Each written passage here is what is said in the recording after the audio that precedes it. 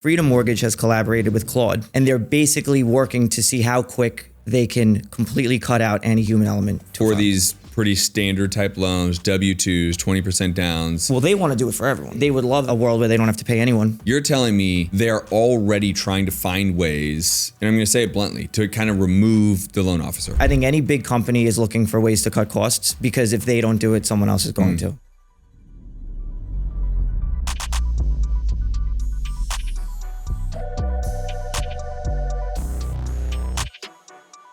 What is up, the M.O.R.E Show family? We are back with another episode and another incredible guest. This guest also will be in the M.O.R.E Club. If you are not yet a part of the M.O.R.E Club, as you are listening and watching this, we are going to give you lifetime value for free. When we launch it, it'll be $3,600 a year. But right now, if you go to timeformore.com/pre-launch and you register, you will join for free for life before we officially launch, and then it'll be $3,600 a year. So make sure you get there. This guest will be a part of this club. Sal Rizzolo has been doing loans for 10 years, and he has something to say about what's the state of the loan world these days.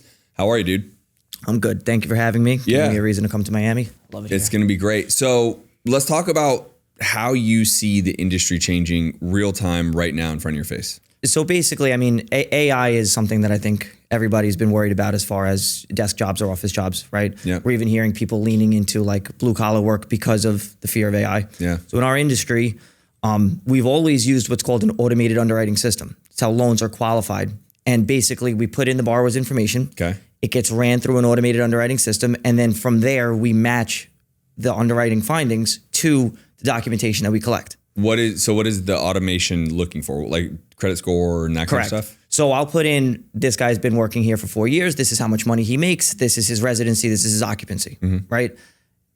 It'll approve the loan based on those parameters, and then we have to prove it. So what's happening with AI now is they have what's called day one certainty.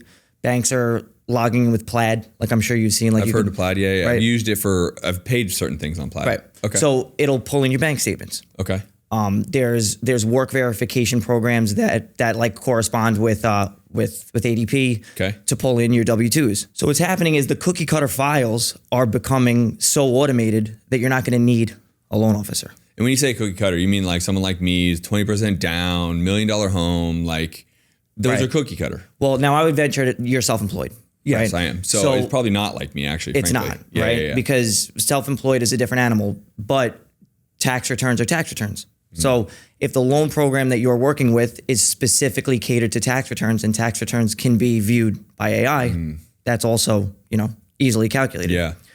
So what we're seeing is the easier it gets to do a file, the more likely it is to be automated from soup to nuts. Yeah. And then it's a race to the bottom as far as how much money needs to be made on the file because there's no one working on it anymore. Yeah. So Better Mortgage has collaborated with, I believe, OpenAI. Okay. And Freedom Mortgage has collaborated with Claude. Okay. Right? And they're basically working to see how quick they can completely cut out any human element. For these pretty standard type loans, W-2s, 20% downs. Well, they want to do it for everyone, of course. Yeah. They would love a world where they don't have to pay anyone. Yeah. But this is, and this kind of segues into this is really, dude, this is crazy because a lot of us in the real estate space, we try to make the argument like, oh, you can't replace the real estate world, right? It's very hand-to-hand combat, very personal, very relational. You're telling me they're already trying to find ways, and I'm going to say it bluntly, to kind of remove the loan officer. Yeah, I think any big company is looking for ways to cut costs because if they don't do it, someone else is going to. So everybody's always got their bottom line in mind, and if they can cut out people, liability, payroll tax, the whole, it's the biggest expense a company has. I think that it's not as easy as they think it's going to be. But we operate in Long Island, New York. Miami is a very niche area. There's parts of California that's very niche. But, you go to states like North Carolina, South Carolina, it's very, very cookie cutter. Yeah. The title comes back super clean. Yeah. House is 3 years old. It's a new development. It's the same builder selling it. So those are the files that will be automated. Now, new build is not a big thing right now, right? It's just the builders have not been building that much. There's some. Is that like an arena that this should be almost a slam dunk. Like all AI will run all those loans because it's a new building. Before we dive in, I want to talk to you about Ellevest Capital. If you're looking to build passive income through multifamily real estate, Ellevest gives you access to exclusive apartment investments that aren't available to the public. If you want to diversify beyond stocks and create real cash flow, visit ellevestcapital.com to learn more and to get on the investor list. I personally invest with Ellevest Capital, and they have been incredible to work with. Their team is top notch. I get passive cash flow distributions to my bank account every month, and I'm always in the loop with what's happening with the apartments I'm invested in. The best thing is I don't have to worry about managing tenants or dealing with repairs. The team at Ellevest handles absolutely everything, and my income is 100% passive. And that's just the way I like it. So if you want to build wealth and passive income without all the work and additional risk, visit ellevest.com. Now let's get to the show. Low down payment. Would you think that's probably the first area they're going? So the lower down payments are tougher because if you're putting down 3.5% and you have any type of an appraisal gap, that's, then everyone has to get involved. People need to cut costs or whatever. Builders almost kind of set their own price. You sell a house, they aim high on the first one. They'll give a seller concession on purpose. So the automated underwriting system will determine value on new homes based on other homes in the area. So sometimes 3 or 4 houses sell in a development and then an appraisal isn't even needed. Man, this is going to really change your, like, how do you keep a job? How do loan officers keep their job? How do they show value? So funny you ask. That's why I'm here. Right. We need to show the opportunity in the marketplace. So, Frank is, however I segue, Frank is someone I've worked for 10 years, right? He kind of got me into the business. I used to cut hair and I met him through this. And he has been a pioneer, from the beginning and all the way up until now. So when I first got into the business, all we did was refis, right? The rates went up. There are no refis. You have to do purchases. Right. We're doing purchases. These are the purchases that are easy. We need to find a way to provide value to people who otherwise wouldn't get homes. Right. The lower down payments, the seller concessions, the lower credit scores. Yeah. So we've always positioned ourselves as a team to work with a bank that is willing to take on higher risk clientele, lower FICOs, higher debt to incomes. So that's always been step one. Is make sure that we operate in a box that if someone can fit, I'll say it like this, if Fannie or Freddie is willing to do the loan, we need to be able to do it. There you go. We can't have overlays or bank regulations that mask on top of whatever else it can be done. Got it. And then this 203K way, which is becoming our biggest value add to the Long Island community, is basically a loan product that involves contractor documentation, licenses, E&Os, appraisal nuances. It's going to be the last thing to go. Yeah. As far as automation. So what I'm hearing at least is you guys keep your job because you actually provide real value. Real value. Versus just pushing paperwork with automation, right? Correct. And so I've taken it, whether it's a step further or a step closer. I don't appeal to the end users as much as a lot of loan officers do, because the end user doesn't come to me when they're buying a house. They go to an agent. Yeah. Every time. Yeah. I don't care if it's my cousin. They're going to an agent, and then their agent's like, do you have a loan? Oh, yeah, my cousin, right. So for us, I've always felt that it's important that realtors understand these products and that they're available. Because if you're a realtor that takes a Zillow call and opens a door, what separates you from the person they called before you? And what's going to separate you from the next person that they call when you don't answer? Nothing. You need to provide value as a realtor. So if I can call out right now, the listener or viewer watching this, your avatar of who you'd like to talk to is the realtors that have buyers that are, I don't want to say trouble buyers, but like that have more hair on it, right? They don't have a lot of money. They want a house that might be over their price point. They want a house that they may or may not be able to afford this moment. And there's a way to get the deal done. You're saying, realtors, bring me these people, because if there's any company going to get this done, I'm going to get this done. Yeah, or create these people. Yeah. Right? So in our industry, or in our area, right, when you have $25,000 and you need a seller concession, it's basically a death sentence on an offer letter. Can't ask for a seller concession. Right. There's people paying cash above ask. Right. The reason the 203K plays such a big part is because the appraisal is almost a moot point, right? FHA allows you to finance 110%. So this is your language and realtor language. FHA allows you to finance 110% of the after repair value of a property. Even if you're just adding appliances, a very small job. Yeah. So now you can guarantee a seller concession and you can waive the appraisal contingency because you're not overpaying by 10%. So you start to put people who don't have or who are shopping with a hope and a dream, right? 25, 30 grand in Long Island. If you don't have something set up like this, you're screwed. What are you doing to try to like inform? I mean, obviously being on this podcast, but how are you getting to the agents right now to say, guys and girls, there's a way to get these deals done that you're just not thinking about? So in Long Island, I've hosted events. I do 2 events a year. Yeah. And then prior to the events, we usually come up with like some sort of marketing like ploy, and we throw a seminar before the event. And we give out tickets to the event if you come to the seminar. Yeah. The last one we did, we called it End Renovation Discrimination. So we End renovation discrimination, right? So we basically explained to the realtors that as a listing agent, you should be accepting these offers above regular FHA offers because they're better and easier to qualify. As a buyer's agent, you should be embracing these because now the Massapequa that only has 3 available houses, now there's 15 houses. Even though 12 of them are in total shambles, you can take any one of these houses and make them the house that the buyer wants. You're solving a big issue, which is the supply and demand issue. So everyone wants a new property, just like a new car. Like you always want it. Now you don't need it all the time, but you're taking the looky-loo shopper and actually getting them over the finish line with this idea. Yeah. That's going to be huge. So what is the misnomer right now that either agents are like, this doesn't work, or this is a myth, or that's a lie, it can't happen like that? What would you want to try to teach them or prove wrong about what they're thinking about all this? The common thing that you always see is if you're going to make $10,000 on a transaction and one of them you have to open the door and one of them you have to open 50 doors, everyone gravitates towards the path of least resistance. And realtors are no better. Neither are loan officers. Right. So a busy loan officer who knows what he's doing, normally his pipeline is covered and he's not even going to bother with these types of loans, or he doesn't have it sorted out to where he's going to be able to shine. We have a dedicated renovation department in New American Funding, right? The guy that runs it, we call him the godfather of renovation. He's been doing it for 20 years. He worked for Wells Fargo. He did $100 million a month in renovation loans back when they were like really pumping. Yeah. The reason people get put off by this is because they think it takes too long. They think there's too much paperwork, or they're just unfamiliar with it. Yeah. They're not informed. Right. And we're trying to close the gap on all that. Well, listen, people want the path of least resistance. You said that. So when agents have opportunity, what should they be doing? Like, how can you help them get more business? Because that's only going to serve you, right? Yep.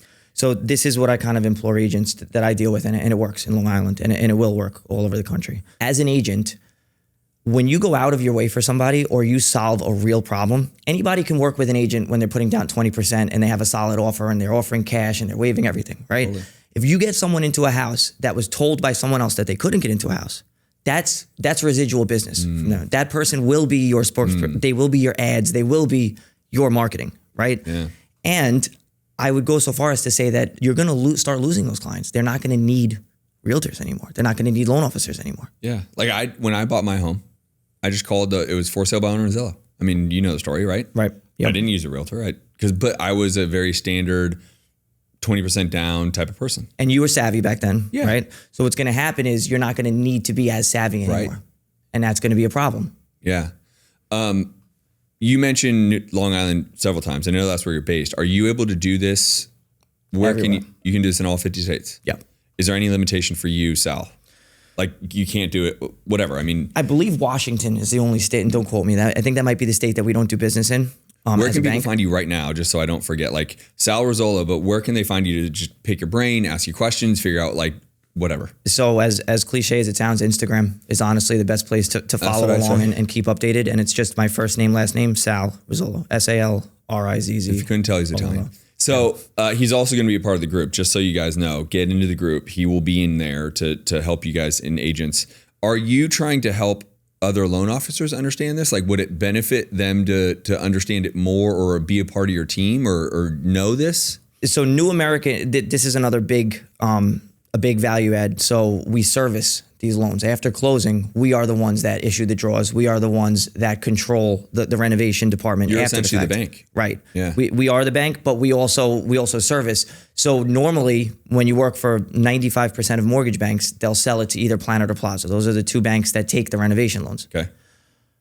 Not only are they more expensive, they price out worse. We service and we have matching pricing to our regular FHA loans. So an agent or a loan officer that wants to be niche and handle these types of files, there is something to say about working at the bank that I work at. Yeah. But it's not necessary, or I'm not here to recruit. I'm really not. Yeah. Well, and so I mean, listen, this podcast is all about finding the opportunity in the marketplace, right? Maximizing opportunity. What is everyone missing? The fact that there's little inventory, that you can go and find a home that maybe is not ideal what you want because the kitchen is oak cabinets and you want white cabinets, whatever. And this is the space that you can go find that? Yeah. And so most people with an FHA loan or that are using an FHA loan, they're putting down 3.5%. Okay. Sometimes they don't even have money for closing costs. They sure as hell don't have money to renovate the property afterwards, right? So if it was a million different documents and it took an extra 3 months, we got to get away from that. We close these loans just as fast as regular loans because of the way So the New American will take an assumption on a contractor bid and we'll get the appraisal done based on what the buyer wants done in the house. And then throughout the process, they just need to find a contractor that's willing to match that bid. And you will assume the contract. Correct. And that way you can close. Like, what's the fastest you've seen close or willing to close? Put it this way. Usually finding the contractor is the biggest problem. And up until recently, you have to do that first. We let that be the last thing that needs to be done. So we have a bid for $200,000. It's a conservative estimate. It's the most that this should cost. Your contractor is willing to do it for 180. Cool. Sign the paperwork, cut the costs where it is. Let's close. So you guys are looking at what the top number would be, 200. Max. Yep. And contractor comes in at 194. Great. Done. Yep. As long as it's 200 or less, you guys are going to be done, close. Yeah. 30 days, 45 days, whatever this is. Yeah. Do you work with contractors so Open Door is a contractor I love in Florida. They're in Georgia. I've heard of them. Right? OfferPad. They run, it doesn't matter. It doesn't matter who it is, as long as they give you the bid. Licensed and insured. And in some states, it's basically whatever the requirement is by the state is the same requirement by the FHA to be licensed. I've done a lot of remodeling. I'd imagine. Contractors can sometimes not necessarily hit the dollar amount per se. Right? And they change order you to death, right? This is actually why I'm bald. But we'll save that for another episode. What happens in that circumstance? Like where they're like, oh, I didn't realize there's going to be an extra 10 grand and there's always a 10% contingency on the entire cost of reno. Got it. And if the electricity is off or the house is winterized, it's 20%. Okay. Whatever's left over afterwards goes back to the principal balance of the loan. Oh, good. So you guys take, so if it's a 200, really you have 220 in it. Yep.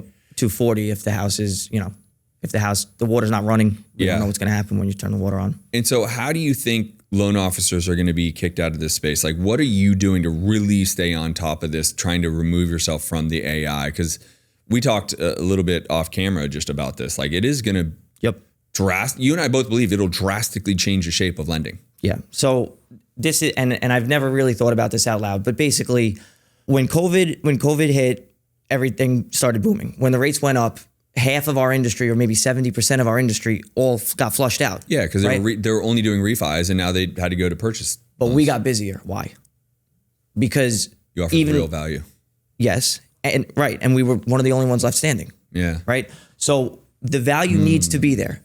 As a realtor or as a loan officer, right? I've always said this to my guys that work for me. You need to be the first person and the last person that these people talk to, right? You want to provide enough value on that first phone call that these people really look at you like you know something that nobody else does. They're happy to have met you. They're lucky to be working with you, and they're not looking anywhere else, right? So this product, if you know your way around this product and you can explain this to somebody who's never heard it before, the more people that they've talked to, the better, because nobody's brought this up. Yeah. So maybe they don't end up buying a house that's in shambles to put $200,000 into it, but they're going home that night with their wife to talk about what it would mean if they were able to build the house that they wanted with the $25,000 that they have in their bank account. You guys should almost do a tour teaching agents and loan officers. I don't know how that benefits you. I'm just more thinking out loud of like. No, it does. So when I did the seminar, I had 16 realtors at the seminar, right? I had already been doing business with 2 of them. I'm actively doing business with, I think, 13 of them now. So let's just use, I have a buddy, I'm thinking of my buddy Mike right now in Phoenix. He's a loan officer. If he comes across this, does he just call you and then there's a world that you guys can play together? Because I don't know, can anyone offer this? Yeah, I mean, I'll always talk to loan officers, especially if they've been in the business, less of a time than I have. I'm happy to give back. Someone did it for me. You're kind of restricted to your bank's ability to do these loans and how familiar they are with them, because no matter how familiar you are, you got your underwriters if it's their first time. That's You've right. got your QC department if it's their first time. So we're almost cornering that space, and we have an unfair advantage. But the biggest advantage is you are the actual bank. Yes. So all this runs through you, and so you guys get to essentially call the shots because you're funding the deal anyways. Right. So we almost get to say, like, the head, do it, try. Yeah. You're not going to be able to do it the way that we do. Right. And I'm happy to work with you in any capacity, whether you want to come and work with us or whether you're a realtor and you want to be able to push this product. But you got to push them to us. Otherwise, it's only going to get as far as. So if a realtor's like, Sal, this is great, I love this, I need to talk to you, what advice can you give them prior, just so people don't blow up your phone, you're just talking to people in Kansas about, what advice can you give realtors to say, hey, here's what I suggest? So I would encourage any realtors to message me if they're interested in this. We did a seminar recently. We're waiting for it to be put together and prettied up. There is an angle for realtors on every side of a transaction, whether it's a listing appointment, a buyer's appointment, an offer, like how to structure offers or how to pitch themselves to, people selling dilapidated houses. There's an angle. And I work with a realtor who exclusively uses this in every pitch. It doesn't matter. He just has to figure out a way to put it in. Yeah. And he's been trialing it and it's working phenomenally. Do you know what he says? So he'll either use a previous story or he'll explain, like if you were selling a house, right? And the house was in shambles. Well, let's say you're the buyer, right? Yeah. So Justin Colby wants to flip this house. Yeah. The seller wants 300 and you need to put 100 into it. You want to sell it for 5. Yeah. Right? You need to make your profit. Yeah. You're borrowing money at 10%, 2 points, whatever. You tell the seller, or the agent tells the seller, hey, you're going to be lucky if you get 300 for this from Justin. Of course. Right? And the seller's like, well, okay, but what other choices do I have? No one can buy this house in the condition it's in with a loan. What if I put together an AI drafted, production of what this house would look like when it's done? The buyers that come to the open house see how much their payment's going to be, how much money they need. Seller concession fully available, 3.5% down, buyers encouraged. 350 is the target now for this house, and they'll get it. Yeah, because you painted the vision. We're cutting you out. That's right. The investor gets cut out. Right. So the buyer gets $50,000 more in equity when they're finished. Yep. The seller gets $50,000 more in their pocket, and nobody's upset because the person that lost out wasn't even in the deal to begin with. Yeah, because as a flipper, I need the lowest number I possibly can get. I want to buy that for 250, not 300. Right. You know what I mean? So but the seller don't know this. So, and this is huge. Like you're gonna upset some flippers, right? Because, and I'm okay with that. I'm done flipping. Listen, we want 250 on that 300, but if you show the homeowner a vision of the renderings of what it'll look like after, the payment that they're gonna have when it is done, and the fact that they don't have to come out of pocket, right? You're solving a massive issue with this whole demand thing. And as a realtor, realtors love the attention, right? Of course. Make a video, promote the open house, send out flyers. Yeah. Like this needs to be like, we are targeting a buyer that has $25,000 in their checking account and wants to live in a brand new home. Who's not going to at least come to the open house? And as a listing agent, what do you want? You want a double-sided deal. And that's what's going to happen. And this could go for the homeowner. I spoke about it with Matt on a different episode, but this can go for the homeowner that's like, dude, I want a new home, but the next home is out of reach. Yep. And I don't have the money to get to the next. Like I got some money. I got $100,000. Like I could do something with it. I can't get to double the price value. And then you also have, what would you tell to the homeowners that have the classic like 3% mortgage, so they just feel like they're handcuffed to the home? Would this just be a better option for them? So, well, when you do a 203K refinance, you reconsolidate the loan so that the interest rate changes. So they would go back up. They can't afford the next one, right? And so they're like, well, I'm not going to go from a 3% loan to a 6% loan plus a higher price point. I mean, that's part of the reason I have a 4% loan, which isn't that low. I mean, it is relative today, but like I would have to double my house value plus have an extra 2% on my loan. Yep. My payment's going to be ridiculous, right? Yep. I mean, and it's a good alternative to selling if you don't want to. I mean, you can take the house that you have, put $100,000 into it. Yeah.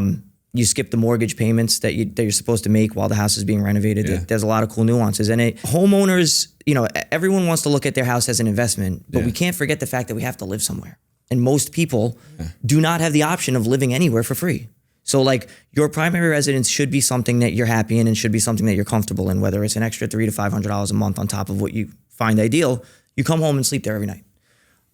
I even just love, like I'm in Florida, so pools are a big thing. Yep. Prior to Florida, I lived in Arizona. I just love the opportunity to say, hey, my house is pretty good. I'm okay there, but like I would want a pool. And maybe your pool's a little older and you're like, oh, to renovate this pool, it's going to be $30,000. New pools are $100,000. Yep. You can use it for that too. Yeah. The conventionals, home styles, and home readies, you can use those for pools, landscaping, ADUs, the whole nine. Is it just because agents don't know it? Like, why is this even something that like... Agents are deterred by the loan officers because the loan officers don't want to learn anything new. Okay. Yeah. I mean, we went out of our way. Like we knew that the bank was going to hate us in the beginning. We knew that we were going to pioneer this and we were going to take our bumps and bruises. Mm-hmm. But we also knew that we needed something different, not a DSCR loan, a bank statement loan. Like, if you're not doing a bank statement loan right now, you're working at Chase. Like everyone is doing that. You need something different and you need to use it as a hook to get business. If you're a loan officer, what would you go tell? Let's say you have a team of 10 loan officers. What are you telling them every day to go get business? I feel like this is the call agents, teach them, bring donuts, show them, say, hey, show me the last 4 properties you showed your buyer, Mr. Agent. Oh, why didn't they move forward? Oh, they didn't like the kitchen. Oh, they didn't like that it didn't have a pool. Oh, they didn't like the whatever. Okay. And teach them how they could have done this loan, right? Wouldn't this be the fastest way to get loan officers to like go get more business? It would be the fastest way for realtors to get people into new houses or into houses. Like when someone's working with a buyer and they haven't found a house yet, the answer is always the same. Why haven't you found why aren't they in a house yet? We can't find the house. It's always the same. Supply and demand. Right. So create the supply. Instead of waiting for it to pop up. When you wait for it to pop up, you're not going to be the only person that wants that house either. Can you do a tear down? You can. You have to leave the basement or you have to leave some sort of a foundational wall. They want one wall. Okay. But yeah. I mean, you could do literally a wall. Round up. Yeah. Like the west wall and that's it. The west basement wall, if you want. No kidding. And what I was going to say before is, for loan officers that have an existing book of business, how many people within the last 4 years already have rates in the 6s and put down 3.5% on a less than perfect house? That's a refinance literally waiting to happen. I mean, I've been killing the refinance game right now. Yeah. How are you winning right now? My refinances are going from 6.5% to 6.5%. They don't even need to save any money. They just need to be able to renovate the house that they don't have the money to do. Right. So you're creating entirely new opportunity. That's the key. Yeah. It's the message of the show. That's maximizing opportunities in real estate. So the big win right now that you're doing is you're taking someone that bought a home a year and a half ago. They have 6%. Yep. And they're like, I bought it because I wanted something, but I don't really love it, or I wanted to add the pool, or I wanted, and you're able to call them and say, hey, yeah, here's an opportunity for you. And in a lot of realistic situations, let's say their rate is 6.5, 6.75, 7%. No one's going to refinance from 7% to 6.25 just to save the money. No. But if we go from 7%, we discount the rate with 3 points, and we go down into the 5s, you could probably build in $100,000 worth of renovations, and the payment doesn't even move.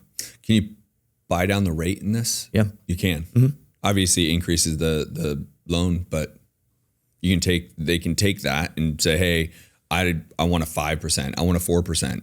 Yeah. Cost of money, is it built into the loan? It's built into the loan. You could build in like up to 3 points on a refinance because you can't go crazy. It's points and fees. Okay. But you have to look at it when you're paying for a house with a loan. Yeah. You are paying your monthly payment times 360. That's what the house is costing you. The price and none of that really matters because if you're making minimum payments, you have to make 360 of those payments. So if we keep your payment the same, I don't want to say who cares what gets rolled in, but it becomes a numbers game and the numbers will make sense no matter what. I'm literally sitting here, I'm like, I don't think I would ever buy a home without doing this now. Right. Especially when the fluctuation of interest or the economy is not ideal. Because you can also refi out of it later, right? Well, and it's a regular FHA loan. Yeah. And if you don't have to keep it for the 30, like no, 3 years later or 6 months, a year later. 6 months. Yeah. If you build 20% equity into the home and you want to flip to a conventional loan, you could do it in 6 months. And I don't know why someone would per se. Wipe out the MI. Oh. But I mean, if you get a good enough rate with an FHA loan, the MI is only 0.5%. You kind of just take it. Yeah, you just let it ride. Yeah. I have an FHA loan. Yeah. This is incredible. It is. What question am I not asking that you think would be really informative for agents? Because even investors, you'd have to live in it for a year. It has to be your primary. Yeah. So we could thin the herd a little bit, or at least answer the most common question. This is for owner occupied residents, right? So, we see it all the time in Long Island, like, oh, I'm moving from my 2-family to my 4-family. It's down the block because it's closer to my, it's got to kind of make sense. Yeah. Because now we know you're flipping a 4-family house, like, there are emails like propertyflipper@gmail.com. Like, come on, dude. Be a little wiser. Yeah. So let's just use the owner occupant that's just like, I can't find anything. I need to redo the inside. What if they have to move? Like, what happens? Like, I got to go take my family, rent a place while this renovation's happening. How does that play into the loan? Does it? So the reason that they waive mortgage payments while the work is being done is so that you can afford to stay somewhere else if you have to. You're technically floating wherever you're paying to stay and your mortgage because you have to. Yeah. But there it is. So it's built into the mortgage. So I'm just using fake numbers for round numbers. It's $100,000 loan. Mm-hmm. It costs you $3,000 a month. So that loan is $136,000. Correct. I'm just using fake numbers, but yeah. Yep. So they float it into the loan. Yep. So you don't have to pay. So you can pay the rent at the other house for $3,000 a month. So you're still same. Right. And you're allowed to build in up to 110% of the after repair value. That goes for your closing costs. That goes for your monthly mortgage payments. That goes for your property taxes, your escrow, the whole nine. Is there a loan limit? Yes. So FHA has county loan limits. So it gets trickier in like lower priced areas. But New York, Miami, you see like the conforming loan limit's always been, well, right now it's around 830,000. Yeah. And then in high cost areas, it's 150% of that. So we've done 203Ks for 1.1 million on a single family home. Yeah. And then the 2s, 3s, and 4s go up from there. Yeah. So like you could buy a Brooklyn, a 4-family with a $2.1 million loan, and it's a conforming loan. You can go FHA. So to some extent, and let's just use me, right? So I have my home's probably worth $2 million at this point.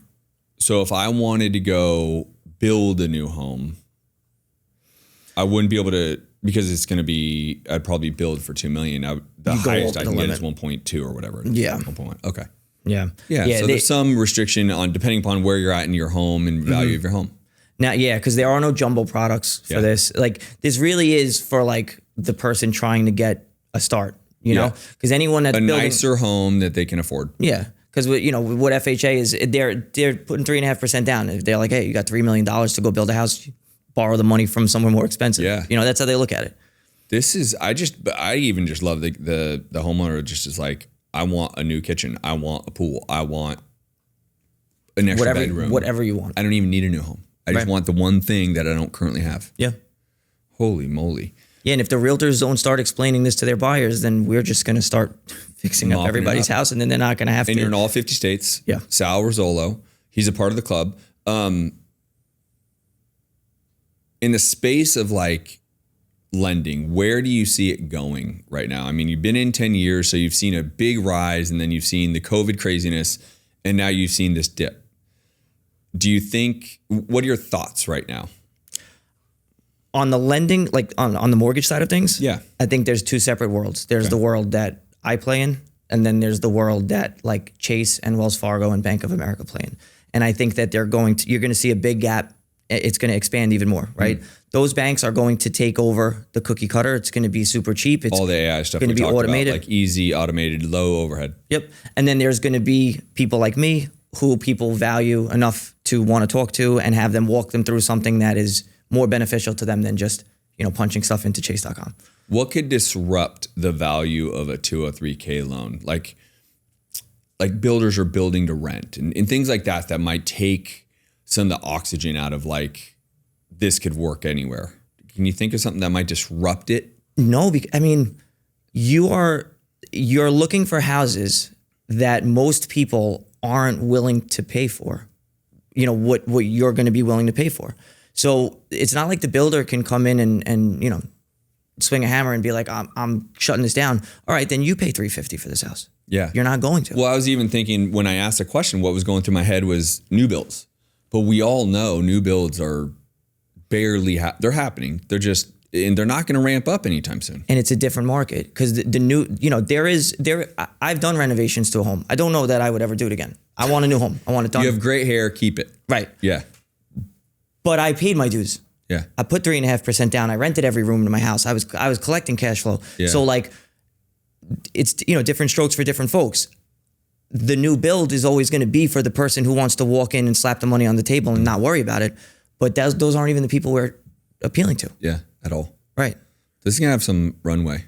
Yeah. It's going to be great. It has. I mean, we've cornered a ton of the Long Island market. There are because for me, a realtor's not just going to send me the 203K business. They're going to send me the people that want to use 203, and then we just start working together, and it is. What about Florida? You guys pretty big in Florida? Yeah, that's our second biggest. Second. Yeah, and I'm in Tampa. I spend a lot of time in Tampa.